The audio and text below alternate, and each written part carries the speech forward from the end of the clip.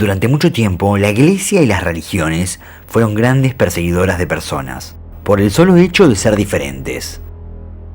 Personas con enfermedades raras, malformaciones, personas con problemas mentales e incluso personas homosexuales. A todos se los consideró en su tiempo que tenían una relación con el demonio, con el maligno, que no eran normales y debían deshacerse de ellas, de las formas más raras posibles. Podemos pensar en la caza de brujas, el fenómeno histórico sucedido principalmente en los pueblos germánicos, anglosajones y franceses, entre el siglo XV y XVII. Decenas de miles de personas, principalmente mujeres, fueron ejecutadas por practicar la brujería, incluyendo en ese término una amplia serie de actos y circunstancias, desde la medicina, la elaboración de brebajes y medicamentos, la adivinación y la magia, hasta conductas sexuales y sociales rechazadas por las autoridades religiosas, e incluso marcas en el cuerpo. Las instituciones religiosas se encargaron de aportar los fundamentos ideológicos de la demonología y la persecución de brujas a través de numerosos tratados de brujería.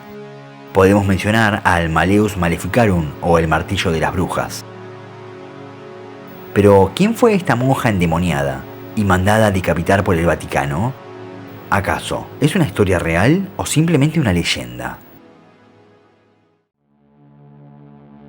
Esta es una historia que ha pasado de generación en generación por los pasillos de los monasterios y conventos religiosos, tal como aquella historia de los túneles que conectaban a los sacerdotes con las monjas. Ha sobrevivido por siglos de boca en boca. Corría el año 1742, en el monasterio de Hohenwart, en Alemania, el famoso monasterio, ubicado en la región de Baviera.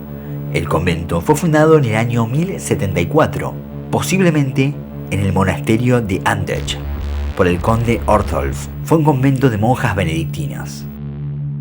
En 1895, los edificios, incluida la iglesia, se incendiaron y se reconstruyó toda la instalación. Pero volvamos al año 1742. La hermana Josephine Rosenthal apareció repentinamente embarazada. Fue un gran problema en ese tiempo. Se la sometió a varios exámenes y finalmente se declaró que era virgen, y también que a todos los efectos era imposible que se haya embarazada en su estadía en el monasterio. Su historia había llegado a los oídos del abad, y embarazada de 6 meses fue llevada al consejo de Benedictino XIV. Fue examinada nuevamente y se declaró que Josephine había sufrido la Inmaculada Concepción, es decir, un evento sagrado. A pesar de los intentos de sofocar la popularidad de esta historia, pronto se acordó que este supuesto evento sagrado debía ser visto como una buena señal, y Josephine fue movida de su convento a una capilla donde se la podía venerar. Josephine había nacido en el convento de monjas y había vivido una existencia ortodoxa. Su único contacto con los hombres era el abad, aunque su estilo de vida fue examinado por cuestiones de fe. Josephine dio luz a una niña a los 8 meses de embarazo, pero lamentablemente moriría en su labor de parto debido a la pérdida de sangre. Lamentablemente, los nacimientos en estos años corrían grandes riesgos. Eran pocos higiénicos y en muchas ocasiones las mujeres perdían la vida. Sin embargo, la niña sobrevivió y fue bautizada como María, siendo recibida con entusiasmo por las monjas, más que por el consejo de Benedictino XIV, quienes estaban esperando un niño para usarlo como un nuevo pseudo-mesías y anunciar la segunda venida de Cristo. Pero esto duró poco. Se dieron cuenta de una malformación de la niña. Era hermafrodita, es decir, tenía los dos sexos. Algo que no sentó nada bien en las entrañas de la Santa Sede, al considerar esta patología como una señal del demonio.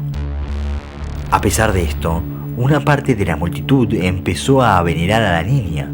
La consideraban una santa. La visitaban todos los días y pronto se convirtió en un estandarte femenino. Sin embargo, por otro lado, a veces era maltratada, y una porción del templo y otras monjas le tenían miedo. María escribió por otro lado varios tratados sobre el maltrato que recibió de la institución eclesiástica, tratados que eran recibidos de una muy buena manera por el pueblo. Poco a poco la Iglesia Católica temía el ascenso de una nueva María, amenazando ser cabeza de la Iglesia.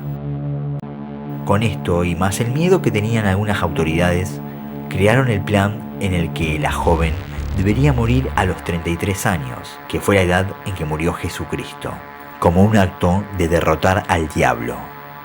Este plan acabó llegando a los oídos de María, que aterrorizada decidió quitarse la vida ella misma, cortándose el cuello.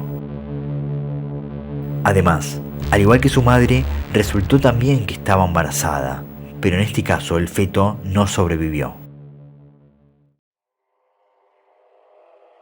Una vez ocurrido esto, los sacerdotes llegaron a la conclusión de que debían quitarle la cabeza y la guardaron en una caja con una cruz.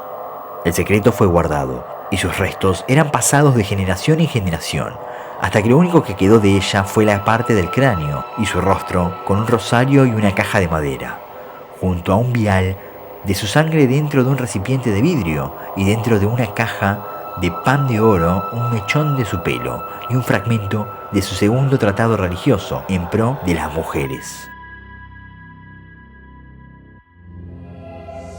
Debido a su fama, sus restos fueron analizados en el siglo XX y luego en la década del 50.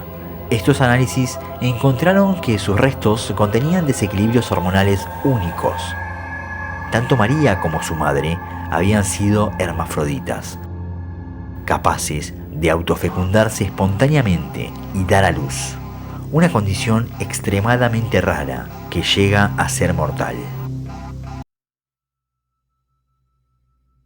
Una historia interesante, con misterio y terror, que sin duda nos hace pensar en las cosas que oculta la Iglesia y la que se debe esconder en el Vaticano. Sin embargo, todo es falso. Así es, esta historia y las fotos son falsas. Fueron creadas por un artista llamado Alex. El artista crea obras terroríficas y magníficas y las argumenta con historias creadas por él mismo para darle más realismo. El artista sube sus creaciones a su blog con las historias creadas.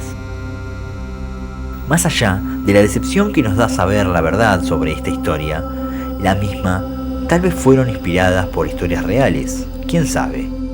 Nadie sabe lo que oculta la Iglesia y el Vaticano en sus rincones más oscuros. Así que bien, suscríbanse amigos y denle me gusta al video para llegar a más personas y así poder seguir creciendo el canal y traerles nuevas historias.